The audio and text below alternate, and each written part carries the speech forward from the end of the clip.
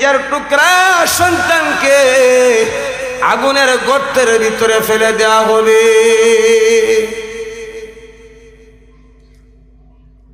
এই মহিলা ডেকে ডেকে বলেন, আমার স্রষ্টা একমাত্র আল্লাহ। আল্লাহ পাক রব্বুল আলামিন কুরআন শরীফের আয়াতের ভিতরে বলেন, আল্লাহু লা ইলাহা ইল্লা হুয়াল হাইয়ুল কাইয়্যুম।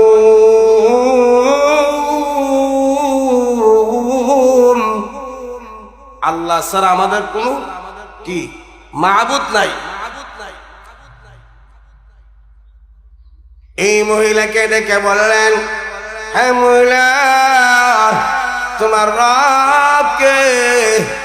মহিলা ডেকে বললেন, আল্লাযী লাহু মুলকুস সামাওয়াতি ওয়াল আরদ ওয়াল্লাহু আলা কুল্লি শাইইন শাহীদ।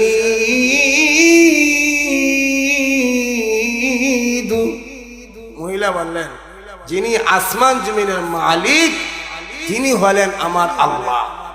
আর এই মহিলার কি দোষ ছিল, অপরাধ অন্যায় কি ছিল? বিল্লাহিল আজিজিল হামিদ।